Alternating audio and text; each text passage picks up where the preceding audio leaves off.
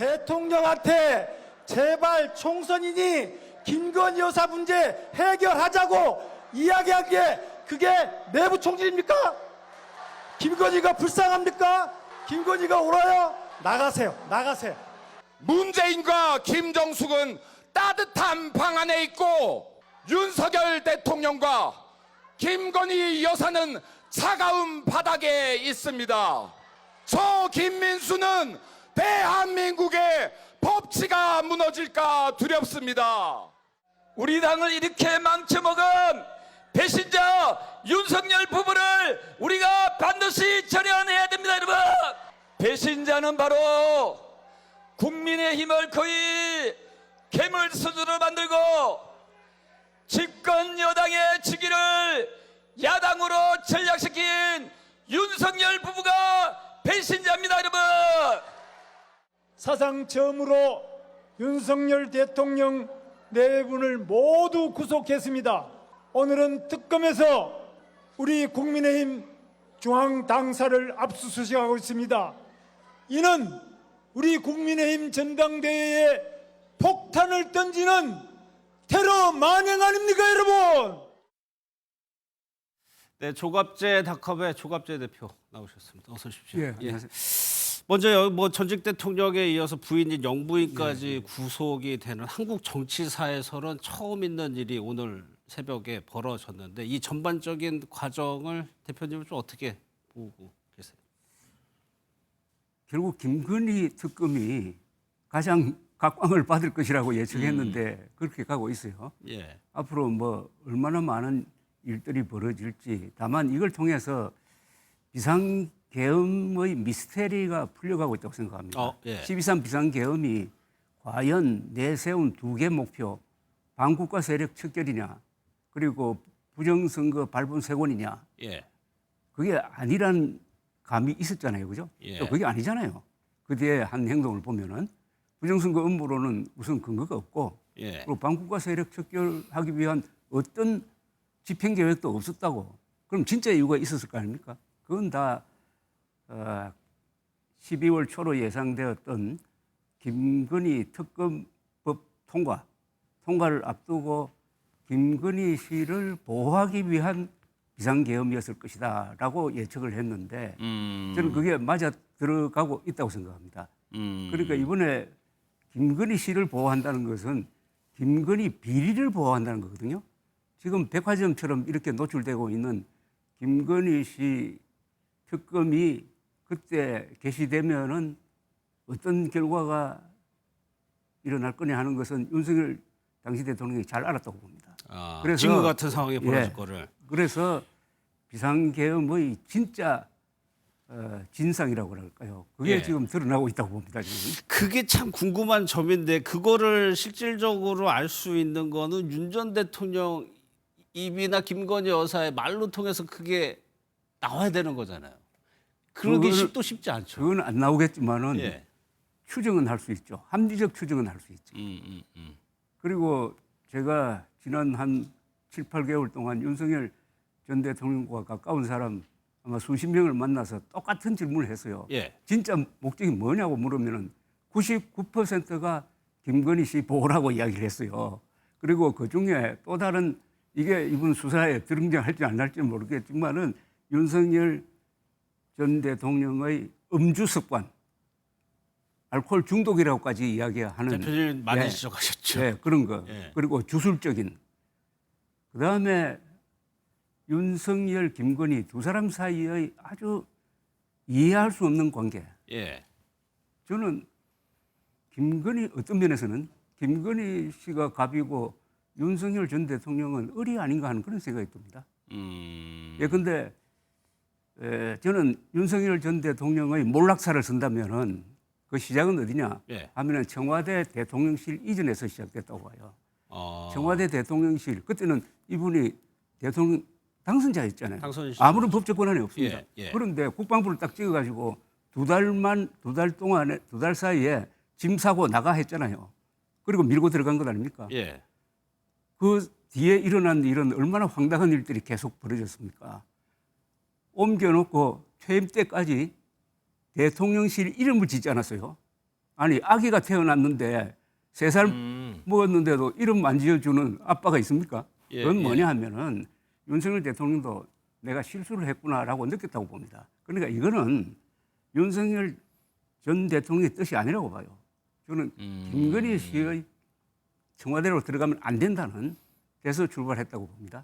그래서 오늘 특검에서 감사원도 그렇고 그 공사업체를 압수수색하면은 추가로 특검이 계속 수사를 한다면은 더 드러날 것이 있다는 저는 말씀이시네요. 안 그래도 그 사건을 작년부터 주시해 왔는데 예. 관저공사에 주관사 비슷하게 참여했던 회사 이름이 21g이라는 회사잖아요. 맞아요. 그죠? 예. 그 김건희 씨하고 여러 가지로 인연이 있는 그 21g이 뭔지 아십니까? 무슨 뜻인지 아세요? 아, 그것까지 모르겠는데요. 영혼의 무게라요. 무게랍니다. 21g이. 아, 21g이란 아마 영화도 있을 거예요. 예. 서양 사람들이 하는 이야기로 사람이 죽으면 몸무게가 21g 준답니다. 줄어든답니다. 아, 그게 영혼의 그래서 저는 무게라고군요. 이 회사도 그런 관계로 김건희 씨와 가까운 것 아니냐 하는 그런 생각을 해왔는데 어쨌든 감사원 그때 감사 보고서를 보면은 10여 개 회사를 모집을 해가지고 공사를 하는데 그중에 한 반 정도는 무허가 회사였다고요. 무허가로 했는데 그 뒤에 깊게 들어가지 않고 감사원 감사가 상당히 피상적으로 끝이 났습니다. 예. 근데 이번에 바로 그 21g이라는 회사를 집어서 지금 조사를 하고 있는데 여기서 또 무슨 일이 일어날지 모른다 이겁니다. 그러면 대표님은 개인적으로 그 김건희 특검에서 수사하는 여러 가지 10개가 넘는 혐의 중에 또 주목하고 계시는 대목이 있으세요? 저는 총괄적으로 보면은 인사 청탁 또는 인사 개입이 많을 거라고 봐요. 인사. 예. 그리고 뭐 이번에 드러난 그 목걸이도 결국 그 인사와 관계되는 거잖아요. 예, 그 얘기죠. 대통령 부인한테 그 외의 어떤 선물을 주는 사람이 그 속된 말로 맨입으로 그렇게 하겠습니까? 계산이 있을 것 아닙니까? 그 계산이 거의 다는 이권 또는 인사로 연결되는 것 아닌가 하는 생각이 듭니다. 예. 그런데 오늘 새벽에 김건희 여사가 이제 구속이 되고 지금 전당대회 후보들이 여러 가지 반응을 내놓고 있는데 김문수 후보가 이런 얘기, 폭거라고 얘기를 하면서 정치보복 주장을 하고 있습니다. 장동혁 후보도 마찬가지고 이런 주장이 이런 프레임이 좀 설득력을 얻을 수 있을까요? 설득력이 없다는 것은 뭐 국민이 다 아는 것 아닙니까? 예. 다만 그 골수라고 해야 될지 어쨌든 국민의힘 당원용 발언 아니겠습니까? 국민의힘 당원들에게는 이런 일종의 막말인데 막말이 먹힌다고 생각하는데 문제가 있는 거예요. 그러니까 국민의힘 당원들이 이번 전당대회에서 어떤 자기 표현을 해야 된다고 봅니다. 예, 예. 우리도 일반적인 국민과 상식을 공유하고 있다는 것을 이번 전당대회 투표를 통해서 보여줘야 합니다. 예. 안 그러면은 극우 세력 되는 것 아닙니까?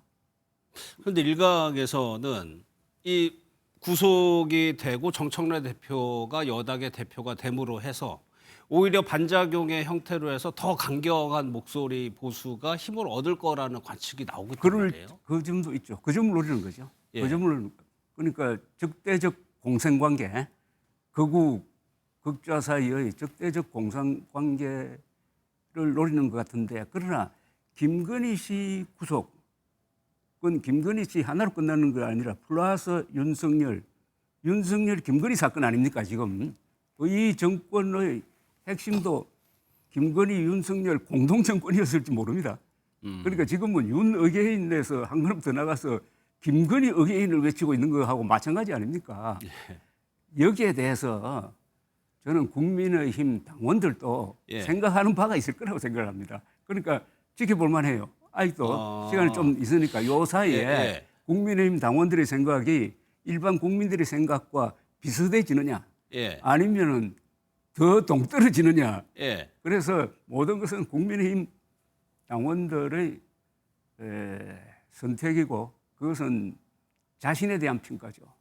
아니 그게 이제 가능성 여부인데 최근에 전당대회 합동 연설에 네. 또는 이런 걸 보면은 전환기 씨로 대표되는 그러니까 뭐 조경태 후보라든가 김근식 후보, 이 개혁적인 성향의 후보들에게 배신자라고 예, 예, 예. 외치고 이런 현상들이 지금 공공연히 벌어지고 있거든요. 그래서 저는 배신자, 변절자, 반역자를 정확하게 규정해야 된다고 생각하는데 예. 다행인지 모르지만은 배신자 논쟁을 하고 있더라고요. 특히 조경태 의원이 아주 강력하게 윤석열이 배신자다 그러잖아요. 예. 아, 그건 맞잖아요. 왜 윤석열 씨가 배신자입니까? 헌법을 배신했잖아요. 그래서 국민 신임 배반자로 판결문이 나왔잖아요. 그죠? 예. 예. 국민 신임 배반자. 예. 그러면은 윤석열을 국가에 배신한 윤석열을 따르는 사람이 배신자가 맞아요. 그러면 조경태 의원은 배신자가 아니지. 애국자지. 그러니까 배신, 변절, 반역은 윤석열을 기준으로 하는 건데 윤석열이 대한민국의 배신을 때리고 헌법에 반역했으므로 윤석열을 편드는 극우 세력이 배신자고 예. 그 사람들하고 싸우는 한동훈, 조경태, 안철수 이런 사람들은 애국자라고 봐야 됩니다. 예. 그러면 그렇게 목소리를 크게 내는 강경 보수를 제외하고 목소리를 내지 않고 있는 많은 수의 보수 지지자가 결국에 22일 날 전당대회에서 실제로 의견을 내서 지금의 형국은 일단은 반탄파가 우세하다고 지금 하고 있으니까 이 지형을 바꿀 가능성이 있다고 보세요? 지금 국민의힘은 중대 기로에 서 있습니다. 예. 중대 기로에 서 있다는 것은 이번에도 극우 세력, 즉 계엄 옹호 세력 그리고 부정선거 음모론 지지 세력이 당권을 잡으면은 정당 해산으로 한 걸음 더 다가가는 거라고 생각해요. 정당 해산 이야기는 지금 정청래 대표가 하고 있는데 예. 저는 그 전에 이 맨정신을 가진 보수 세력이 들고 일어나가지고 극우 세력에 하이제킹된 그런 국민의 힘은 예. 이건 위헌 정당이다. 반 대한민국이다. 반 보수다. 해가지고 오히려 해산 운동을 벌이는 게 맞는 것 아닌가 하는 생각이 들고 그런 운동이 일어날 가능성도 있습니다. 그것이 만약에 김문수 후보라든가 장동혁 후보가 당대표가 됐을 때 그렇죠. 그게 시발점이 되는 건가요? 되는 거죠. 그건 있을 수 없는 것 아닙니까? 지금 윤석열 옹호를 한 걸음 더 넘어서 김건희 옹호 쪽으로 간다면은 예. 이것은 무슨 국법을 무시하는 것 아닙니까? 그리고 지금 걸려 있는 것은 무슨 파렴치 범행과 다른 국사범 아닙니까? 반역죄잖아요. 반역죄 그러면 이런 논리 구성이 이렇게 되는 거예요. 위헌 정당 심판을 만약 헌법재판소에 한다고 그러면은 만약 국민의힘이 극우 세력에 의해서 장악되면은 이 정당은 우선 반역죄를 저지른 즉 내란죄를 저지른 사람을 추종을 하고 거기에 덧붙여 가지고 온갖 부정부패를 저지른 그 부인도 추정하고 예.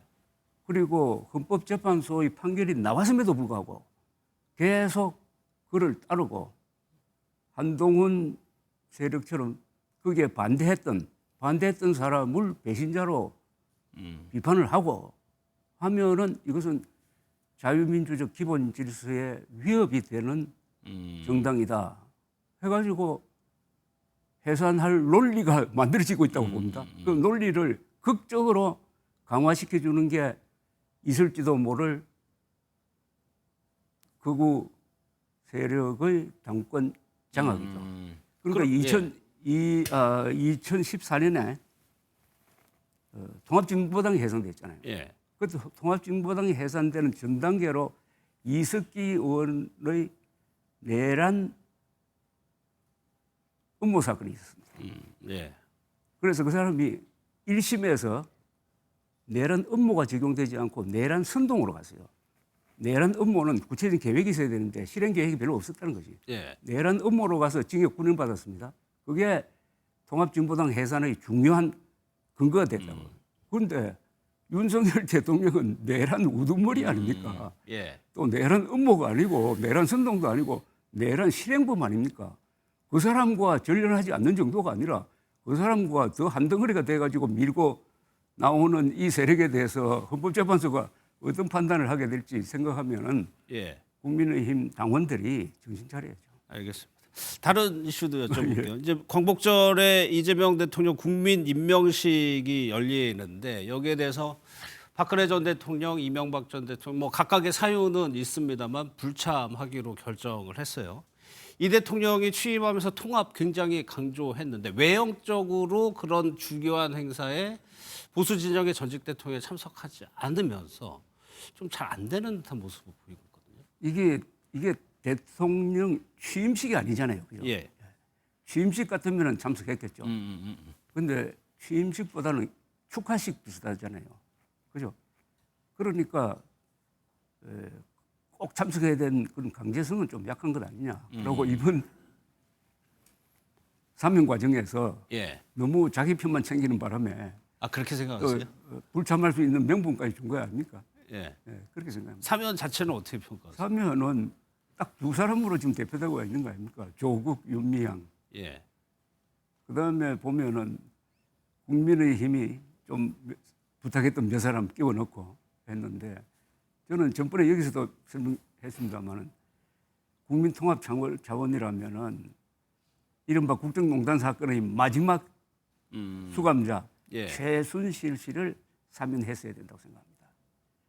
그런데 그 사람은 아무도 챙겨준 사람이 없고 제가 대표님만 챙기죠. 아니 두 사람이 했어야죠. 예. 박근혜 전 대통령이 사면해달라고 건의하고. 편지 하나 썼어야죠. 그리고 국민의힘이 그냥 부패 혐의로 감옥에 간 사람 말고 예. 국민의힘도 책임이 있는 거 아닙니까? 그 사건에 이른바 국정농단 사건에. 그러니까 역사의 장으로 넘기기 위해서라도 마지막 수감자 9년 살고 있잖아요. 예. 9년 살고 그리고 조국 씨와 비교하면은 얼마든지 사면할 수 있는 논리가 있는데 예. 아무도 챙겨주지 않으니까 사면 본연의 의미를 상실했다고 봅니다. 사면이라는 것은 여기에 휴머니즘이 있어야 됩니다. 예. 사면이라는 것은 왕이나 대통령 거의 절대 권력자가 할 수 있는 아주 따뜻한 조치입니다. 이게 그게 9년째 살고 있는 최순실 씨를 비켜갔다고 하니까 예. 이 사면의 본연의 뜻이 희석되었다. 아니 일전에 이재명 대통령 만나셨을 때 요 얘기 안 하셨어요? 했어요. 하셨었어요? 그때 대통령이 뭐라고? 그렇죠. 뭐 반응에 대해서는 제가 설명드릴 수 없고 하긴 하셨군요. 뭐 앞으로 물론 기회는 있어요. 저 연말에 또 있으니까. 예. 예. 알겠습니다. 8.15 요거 이제 15일 행사 얘기 나온 김에 이번에 이제 모레면 광복절인데 대표님이 45년생 그때 45년 해방동입니다. 예라고 저는 들었습니다. 진짜 해방동입니다. 왜냐하면 해방 뒤에 나왔거든. 해방지. 45년 10월입니다. 그러면은 이번에 광복절을 맞는 좀 특별한 감회라든가 소감 같은 게 있어요? 뭐 감동 그 자체죠. 지난 80년 전과 지금을 생각하면 천지개벽의 위대한 문명 건설을 했고 예. 저는 가끔 영어로 표현합니다만은 the greatest story ever told 가장 위대한 이야기, 위대한 스토리를 우리가 만든 것 아닙니까? 그래서 이럴 때는 80년 동안에 욕을 먹어가면서 박수 받아가면서 한 사람 말고 욕을 먹어가면서도 이런 번영을 이룬 사람들에 대한 감사의 표시가 있어야 된다고 생각합니다. 음수사원이란 말이 있잖아요. 우물물을 마실 때는 이 우물을 누가 팠느냐를 생각해야 된다. 이 대한민국이라는 우물을 누가 팠습니까? 물론 여러분들이 있지만은 한 사람을 꼽아라면 이승만 대통령이지. 이승만 초대 대통령. 자유민주주의 시장경제라는 그 노선에 깃발을 꽂은 분. 그리고 그 뒤에 물론 뭐 여러 가지 실정도 있습니다만은 또 국가 차원에서 이번에 그 윤석열 대통령 있을 때입니다만은 기념관도 짓기로 했으니까 예. 이승만 대통령에 대한 생각을 하는 그런 광복 80주년 그리고 정부 수립 7주년입니다. 예. 알겠습니다. 오늘은 여기까지 하도록 하겠습니다. 예, 고맙습니다. 예.